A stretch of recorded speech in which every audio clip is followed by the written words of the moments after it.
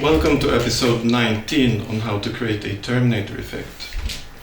And this is where we left off last time. So let me just start this screen recording.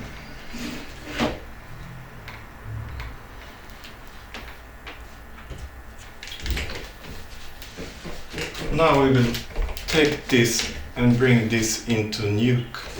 So let's go to Nuke.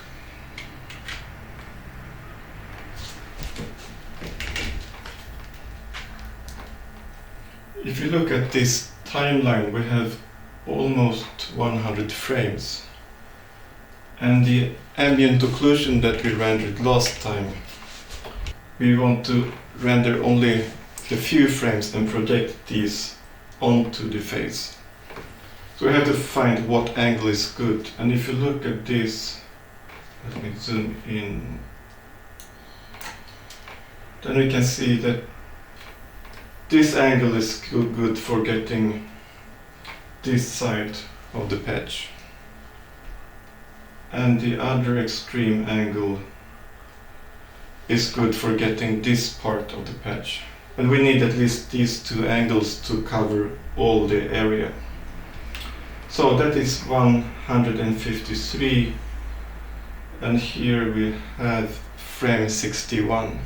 So let's render out these in Clarisse. Okay, so let's first hide the plate because we don't need to render that one. So I hide this one.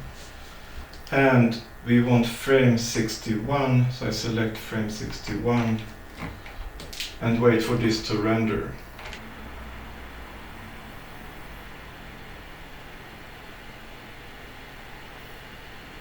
Okay, now frame 61 is ready, so let's save this one.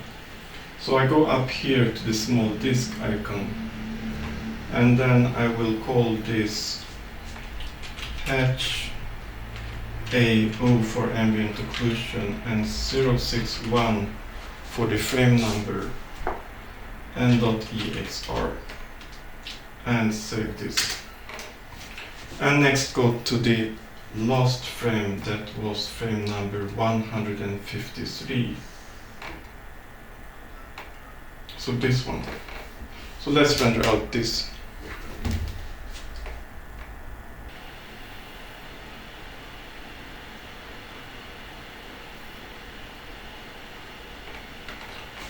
Okay, now that frame is rendered. So let's save this as well. So go to the small disk icon and we will call this patch ambient occlusion frame number 153. And now we have the two angles for the ambient occlusion. So let's bring this into Nuke. So let's go down here and press tab for read, select the read image and select the first one, patch ambient occlusion frame 61, open. And look at this one, and then do the same with the other one. So tab, read, and here patch ambient occlusion 153, open. And now we want to project this onto our geometry that we have here. And to do that, we are using the projection node. So press tab and type project and select project 3D. And then we connect the image and do the same for the other one. And connect the image to the ambient occlusion. And next here we need the camera, and that is the angle of the projection. So let's create these cameras from the camera tracker. So we double click on the camera tracker and here create camera.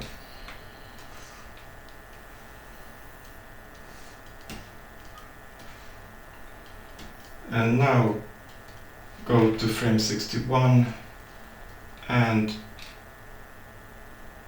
no animation on all knobs. Delete animations, yes. So now this camera is frozen on frame 61, and we create another one for the last frame. So the camera tracker, double click and create camera. This one. And double click and right click on the translate, no animation on all knobs. And yes. So these are the cameras that we want. But the problem is that the patch is moving and we need the cameras to move with the patch to keep projecting on the right angle.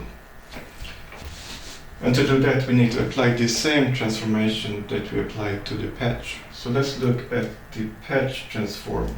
It is this transform geo. So we're going to create a similar transformation here. So I will type tab and say axis 3D, and here just copy the values from this transformation. So I select, type the equal sign, then copy this value, OK, and double click this axis, translate equal sign, paste, and paste it for the Y and Z. And paste. And also the rotation. So go to rotate, press the equal, copy, and double click on the axis and paste this into the rotation. X, Y, and Z. And also we need the same transform order. So look at this, we can see this is transform order TRS and rotation order YXZ. So we need the same for our new axis. So double click the axis and select TRS and YXZ for rotation. And that will then be now the same transform that we had here to transform the patch itself. So let's connect this axis here on the camera to this axis, and the same for the other camera. So both cameras will be transformed using this transformation. And now we can connect the cameras to the projection. And instead of the material we had before, let's connect our project 3D. And then let's look at the scanline render. And here we have the light, so let's remove the light as well. And here we can see the ambient occlusion. And this is the first projection. And this is not covering, for example, this angle very well. So we need also the other projection. And to combine two different projections, we're going to use something called the merge material. So press tab and type merge and select merge matte.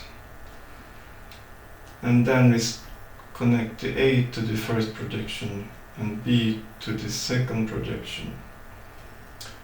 And then we use this as the input material for the geometry. And now we have both projections combined onto this patch. So let's look at the result. So go to scanline render and press tab. And here we can see that we have the ambient occlusion for the whole patch. Okay, I think this is good enough for this episode. So see you in episode number 20, and don't forget to like and subscribe.